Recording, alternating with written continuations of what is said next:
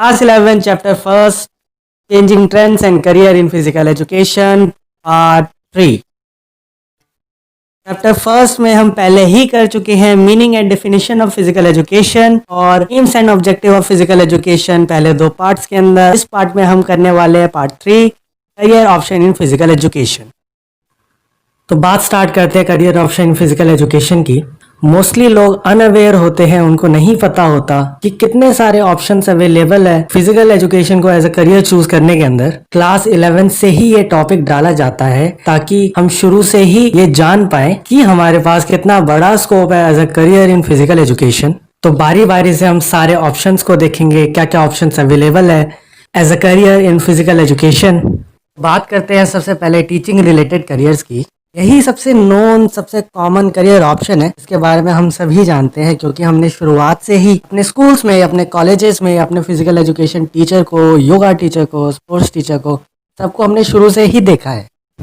एक बहुत बड़ा मिसकंसेप्शन है कि फिजिकल एजुकेशन जो पढ़ता है वो केवल ग्राउंड में ही काम करता है या एज अ स्पोर्ट्स में ही जाएगा, उन्हीं के ट्रेनर्स बनेगा। तो ऐसा नहीं है, उसके अलावा भी बहुत सारी चीज़ें हैं। इवन टीचर्स भी जो होते हैं वो ग्राउंड वर्क भी करते हैं और साथ में आपको थ्योरेटिकल नॉलेज भी देते हैं। तो अगर मैं पूरे टीचिंग रिलेटेड करियर को समराइज करूँ या डिवाइड करूँ तो मैं इसको 4 पार्ट्स में डिवाइड करूँगा। क्योंकि फर्स्ट होगा एलिमेंट्री स्कूल लेवल, जहाँ पे फिजिकल एजुकेशन टीचर का काम होता है उनको एड्रेस करना, उनको चीज़ों के बारे में सिखाना, उनके मोटर स्किल्स को डेवलप करना। नेक्स्ट है मिडिल स्कूल लेवल। अब यहाँ पे बच्चे थोड़े बड़े हो चुके हैं, उनकी मोटर स्किल्स थोड़ी और डेवलप हो चुकी है। अब उनको प्रिसाइज मूवमेंट सिखाना और उनकी नॉलेज को इम्प्रूव करना, ये सारा काम है फिजिकल एजुकेटर का। इसके बाद बारी आती है high school and senior school level की। यहाँ पे बड़े बच्चे जो है उनकी नॉलेज गेन करवाओ, उनको बेटर लाइफ के बारे में सिखाओ, उनके प्रॉब्लम्स को सॉल्व करो, उनको और प्रिसाइज मूवमेंट सिखाओ, कंट्रोल का बहुत अच्छा होगा अपनी बॉडी के ऊपर, एक्टिवली पार्टिसिपेशन करवाओ चीज़ों के अंदर। तो ये सारे काम है किसी फिजिकल एजुकेटर का। लास्ट आता है कॉलेज एंड यूनिवर्सिटी लेवल। और यहाँ पे फिजिकल एजुकेशन एक ऑप्शनल सब्जेक्ट होता है जहाँ पे बहुत ही प्रिसाइज नॉलेज वाले लोग जाके उनको पढ़ाते हैं, उनको चीज़ों के बारे में सिखाते हैं। अच्छा, अगर तुम्हें टीचिंग करियर के अंदर जाना है फिजिकल एजुकेशन के थ्रू, तुम्हें कुछ प्रोफेशनल कोर्सेज करने पड़ते हैं, जैसे कि certification in physical education, bachelors in physical education, masters in physical education. और अगर बड़े लेवल जैसे कॉलेजेस में पढ़ाना है, उनको सिखाना है कुछ, तुम्हें पीएचडी होल्डर्स जो होते हैं फिजिकल एजुकेशन में, उनको बहुत ज़्यादा प्रेफरेंस दी जाती है। आगे बढ़ते हैं कोचिंग रिलेटेड करियर्स पे। कोचिंग रिलेटेड करियर्स भी बहुत बड़ा ऑप्शन है जहाँ पे फॉर्मर प्लेयर्स और या तो टीचर्स जनरली कोचेस बन जाते हैं क्योंकि उन्हें काफ़ी वाइड स्प्रेड नॉलेज हो जाती है उस चीज़ की जो कि वो इम्प्लाई कर पाते हैं अपने बच्चों पे, अपने ट्रेनीज पे। कोचिंग रिलेटेड करियर के ही कुछ पार्ट्स है जैसे कि एडमिनिस्ट्रेशन रिलेटेड करियर्स। एडमिनिस्ट्रेशन करना यानी जो इतने बड़े बड़े स्पोर्ट्स क्लब्स होते हैं, स्पोर्ट्स टीम्स होती है, उनका एडमिनिस्ट्रेशन करना, उनको मैनेज करना। तो इसके लिए भी कई सारे कोर्सेज किए जाते हैं जैसे कि स्पोर्ट्स मैनेजमेंट कोर्सेज या post graduation in sports management. जिनका मैनेजमेंट में बहुत ज़्यादा इंटरेस्ट है, फिजिकल एजुकेशन में भी उन्हें ऑप्शन मिलता है as a administration related career. Next आता है डिपार्टमेंट ऑफ फिजिकल एजुकेशन, या मैं बोलूँ फिजिकल एजुकेशन डिपार्टमेंट। यहाँ पे जो कॉलेजेस होते हैं, यूनिवर्सिटीज़ होते हैं, उनके अंदर देखा होगा आपने एक अलग सा डिपार्टमेंट बनाया हो, फिजिकल एजुकेशन डिपार्टमेंट जिसको बोलते हैं। तो वहाँ पे जो मैनेजमेंट का काम करते हैं, जिनका मेन काम है शेड्यूल्स बनाना, टीचर्स को असाइन करना वो शेड्यूल्स, ये ही एक जॉब अपॉर्चुनिटी है, करियर अपॉर्चुनिटी है कि चूज करी जा सकती है फिजिकल एजुकेशन के अंदर। आगे बात आती है स्पोर्ट्स डिपार्टमेंट की, जहाँ पे लोगों का काम होता है मेन की स्पोर्ट्स इवेंट्स को अरेंज करवाना डिफरेंट लेवल्स पे, स्टेट लेवल पे, डिस्ट्रिक्ट लेवल पे, उनका एडमिनिस्ट्रेशन का काम करना। ये भी एक एडमिनिस्ट्रेशन रिलेटेड करियर ही है। यहाँ पे जो डेजिग्नेशंस होती है जैसे कि डायरेक्टर ऑफ स्पोर्ट्स, सब डायरेक्टर ऑफ स्पोर्ट्स, तो ये भी ऑप्शन है, करियर ऑप्शन है जिसके अंदर हम जा सकते हैं अगर हमारा एडमिनिस्ट्रेशन में बहुत ज़्यादा इंटरेस्ट है तो। नेक्स्ट आता है इंडस्ट्रियल रिक्रिएशन। इसका अगर मतलब समझो तो इतनी सारी जो इंडस्ट्रीज है, कंपनीज है, उसमें लाखों करोड़ों एम्प्लॉयज़ काम करते हैं और वो फिक्स्ड एक जगह बैठ के काम करते हैं, कंटिन्यूस स्क्रीन्स को देखना या और कोई और जॉब करना। तो उनके लाइफ में ना काफ़ी स्ट्रेस हो जाता है और वो काफ़ी अनफिट भी हो जाते हैं। तो कई सारी कंपनीज डिमांड करती है ऐसे लोगों की जो कि उनकी हेल्थ को इम्प्रूव करवा पाए, उनको मोटिवेट कर पाए और ज्यादा उनको किसी टास्क में एंगेज करवाए ताकि उनका स्ट्रेस रिड्यूस हो। तो इंडस्ट्रियल रिक्रिएशन जो कि पूरा कॉर्पोरेट सेक्टर की मेन बैकबोन होती है किसी भी इकोनॉमी की, उसको अगर तुम स्ट्रेस फ्री करवा रहे हो, ये भी एक बहुत बड़ा करियर ऑप्शन है, यहाँ पे अच्छा खासा पे भी किया जाता है।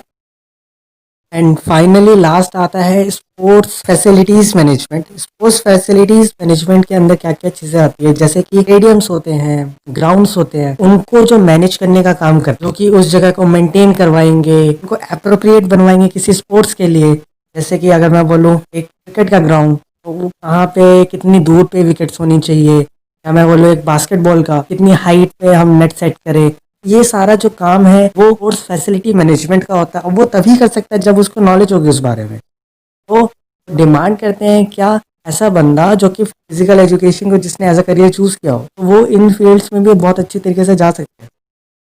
Next is health related careers. अगर मैं हेल्थ रिलेटेड करियर्स के बारे में बात करूँ, तो जो कि अभी जितनी भी बीमारियां चल रही है, जैसे कि हाइपरटेंशन होना, हाई ब्लड प्रेशर, जैसे ब्रीथिंग प्रॉब्लम्स होना, फिजिकल इम्पैरिटीज होना, या बॉडी का कंपोजिशन ठीक ना होना, तो इन सारी हेल्थ रिलेटेड प्रॉब्लम्स को दूर करने के लिए हमारे पास हेल्थ क्लब्स होते हैं, जो कि ये हेल्प करते हैं उन लोगों को उन बीमारियों से दूर करने में, उनको बेटर लाइफस्टाइल देने में, उनको फिट करने में। तो हेल्थ क्लब्स जो होते हैं वो जनरली रीशेपिंग का काम करते हैं पूरे पर्सन का, उनको बीमारियों से हटाना और उनको एक बेटर लाइफस्टाइल के अंदर दोबारा से डालना। सेकेंड में इसके अंदर आता है एथलेटिक ट्रेनिंग। यहाँ पे इंडिया के अंदर उसका कुछ खास ज़्यादा जॉब अपॉर्चुनिटी नहीं है, लेकिन बाहर देखा जाए तो ये बहुत एक अच्छा करियर ऑप्शन है, जहाँ पे कुछ हेल्थ प्रोफेशनल्स एथलीट्स के साथ काम करते हैं, यानी उनको ट्रेनिंग करवाते हैं और उनका प्राइम काम होता है कि उनकी स्पोर्ट्स इंजरीज या उनका रीहैब, इन सबसे स्पोर्ट्स इंजरी से बचाना, प्रिवेंशन करना, अगर हो गई तो उनको रीहैब देना, स्ट्रेंथ एंड कंडीशनिंग करवाना। तो अगर इसके अंदर करियर देखोगे तो बहुत बड़ा करियर है। क्लब्स के ही अंदर आते हैं जिम्स वगैरह, और एथलेटिक ट्रेनिंग के अंदर आते हैं जो प्रोफेशनल होते हैं, strength coach, sports and conditioning coaches. आगे बात आती है परफॉर्मेंस रिलेटेड करियर की। तो फर्स्ट पार्ट है एज अ प्रोफेशनल प्लेयर। अगर फिजिकल एजुकेशन है, एथलीट्स का नाम तो आएगा ही आएगा। जितने भी एथलीट्स हैं, उतने भी प्रोफेशनल प्लेयर्स हैं जो कि वोट करते हैं अपना टाइम फिजिकल एजुकेशन को लेके, वो भी सारी चीज़ें सीखते हैं, वो अपनी नॉलेज को लगाते हैं, अपनी टेक्निक्स को यूज़ करते हैं अलग अलग। तो वो भी एक बहुत बड़ा पार्ट है। सेकंड इसके अंदर आता है एज अ ऑफिशियल। ऑफिशियल्स मतलब जिनकी वजह से गेम हो पाता है, जैसे कि रेफरीज, जैसे कि जजेस। तो उनका क्या काम है, उनका काम है कि असेस करना अपने जो भी कंपटीशन चल रहा है, उनके अंदर जो एथलीट्स आते हैं उनको असेस करो, उनकी मार्किंग करो, उनको अच्छे से देखो। ये भी एक करियर ऑप्शन है। लास्ट हम बात करेंगे career in communication and media. तो फिजिकल एजुकेशन से हम मीडिया एंड कम्युनिकेशन में कैसे जा सकते हैं। फर्स्ट इसका ऑप्शन है स्पोर्ट्स जर्नलिज्म। देखा होगा जब भी कोई मैच स्टार्ट होता है तो उससे पहले एक बंदा जो कि सबके इंटरव्यूज कर रहा होता है, क्या उसको स्पोर्ट्स की नॉलेज होना ज़रूरी नहीं है? बिल्कुल है। अगर उसको स्पोर्ट्स की नॉलेज होगी, अगर वो फिजिकल एजुकेशन का एक पार्ट होगा, फिर वो उससे उतनी अच्छी तरीके से क्वेश्चनिंग कर पाएगा। तो भी नॉलेज होना चाहिए। तो स्पोर्ट्स जर्नलिज्म भी एक अपॉर्चुनिटी है, जॉब अपॉर्चुनिटी है, करियर अपॉर्चुनिटी है। सेकेंड ऑप्शन है स्पोर्ट्स फोटोग्राफी। फोटोग्राफी की एक एक सेकेंड का जो कि बेस्ट मोमेंट होता है, जैसे किसी ने किक मारा तो किक टच होते ही जो बेस्ट रिएक्शन दिया तो उस रिएक्शन का उस टाइम पे क्लिक कर लेना, फोटोग्राफी करना, जिसको बहुत प्रेज किया जाता है all over world. Book publication, जहाँ पे बड़े बड़े एथलीट्स के बारे में लिखा जाता है, उनके ऊपर जर्नल्स छपते हैं, उनके इंटरव्यूज लिए जाते हैं, उनका मैगजीन्स बनाई जाती है। तो ये भी एक बहुत ऑप्शन है। फाइनली हम बात करेंगे स्पोर्ट्स ब्रॉडकास्टिंग की, जिसके अंदर जितने भी स्पोर्टिंग इवेंट्स होते हैं उनको ब्रॉडकास्ट करके हम तक पहुंचाया जाता है। जैसे कि बहुत बड़े बड़े ब्रॉडकास्टिंग चैनल्स हैं, जैसे ESPN स्पोर्ट, तो उनके अंदर काम करना वो भी फिजिकल एजुकेशन का ही पार्ट है। करियर ऑप्शन बहुत सारे हैं चूज करने को हमारे पास। जो अच्छा ऑप्शन लगे आपको, आप वो चूज कर सकते हैं अपने करियर के लिए। और नेक्स्ट वीडियो जो होगी वो होगी competition in various sport at national and international level and Khelo India programme, Part 4 and the last part of the chapter 1.